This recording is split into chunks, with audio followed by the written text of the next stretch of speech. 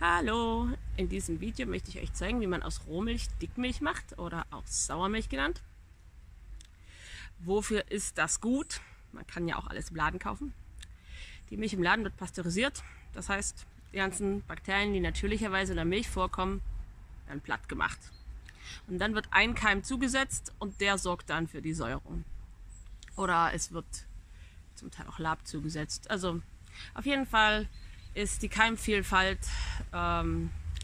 stark reduziert und in natürlicher Milch, in Rohmilch, die nicht pasteurisiert wurde, hat man halt eine Vielfalt an guten Bakterien, die gut sind für die Verdauung.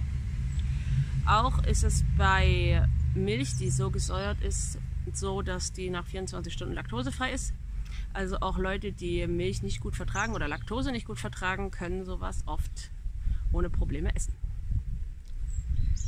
Ja, dann kommt mal mit und ich zeige euch, wie das geht. Ja, wie macht man aus Rohmilch Dickmilch oder auch Sauermilch genannt? Das esse ich ja jeden Morgen zum Frühstück und deswegen zeige ich euch mal, wie ich das mache. Ich habe jetzt hier meinen Milchpott, heute frisch geholt vom Kuhstall. Frische Milch braucht ein bisschen länger als Milch, die schon so 2-3 Tage im Kühlschrank gestanden hat. Milch, die länger im Kühlschrank gestanden ist, kann dann irgendwann bitter schmecken. Also allzu lange aufheben ist auch nicht gut, aber Milch kann sich schon so 5 Tage oder so hält sich bei uns schon. Was braucht man, um daraus eine Dickmilch zu machen? Temperatur und Zeit. Also am besten sind Temperaturen zwischen 25 und 30 Grad. Über einen Tag bis 1,5 Tage, je nachdem wie frisch die Milch ist und wie man es mit der Temperatur hinkriegt. Es gibt verschiedene Möglichkeiten jetzt, die Temperatur zu halten. Eins, was ich meistens oft mache, ist Backofen. Backofen, einfach nur die Lampe an und dann stelle ich das da rein. Aber es gibt unterschiedliche Backofenlampen. Also nicht jede Backofenlampe ist so stark wie meine. Meine ist relativ stark. So stark, dass ich da noch ein Blech drauf mache, weil die Hitze, die von oben kommt, sonst zuerst die oberste Schicht, also die Sahneschicht, sauer werden lässt und dann schmeckt die manchmal nicht gut. Also die Hitze sollte eigentlich lieber von unten kommen.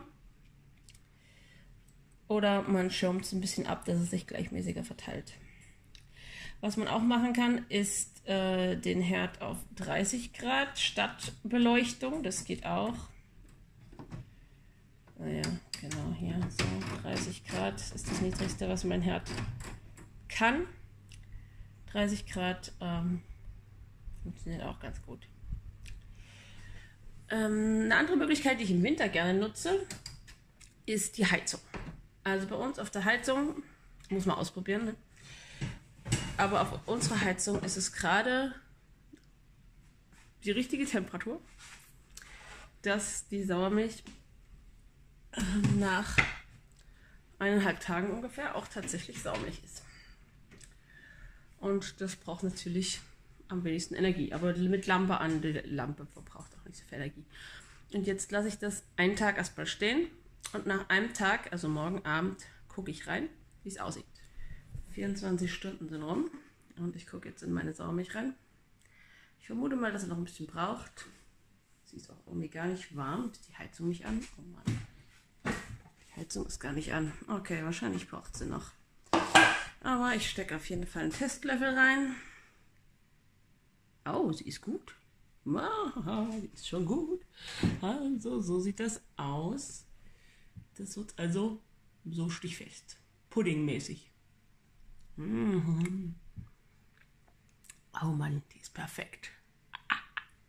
Sehr schön, sehr schön. Ist mir in letzter Zeit nämlich öfters missglückt. Gerade so in der Übergangszeit, wenn es nicht mehr so warm ist draußen, aber auch noch nicht so richtig kalt, die Temperaturen schwanken, dann ist es nicht so leicht. Sehr gut, das Frühstück morgen ist gerettet. Was passieren kann, wenn die Temperatur nicht hoch genug ist, ist, dass es eben nur sauer wird und nicht fest.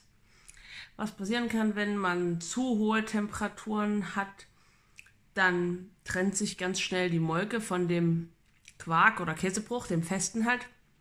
Und wenn man richtig hohe Temperaturen hat, dann wird es sowas, sieht aus wie Mozzarella fast. Also so eine Masse mit ein bisschen wie ein Schwamm sieht das fast aus und dann die Molke. Aber wenn man die richtige Temperatur erwischt und rechtzeitig rausnimmt, dann wird es perfekt.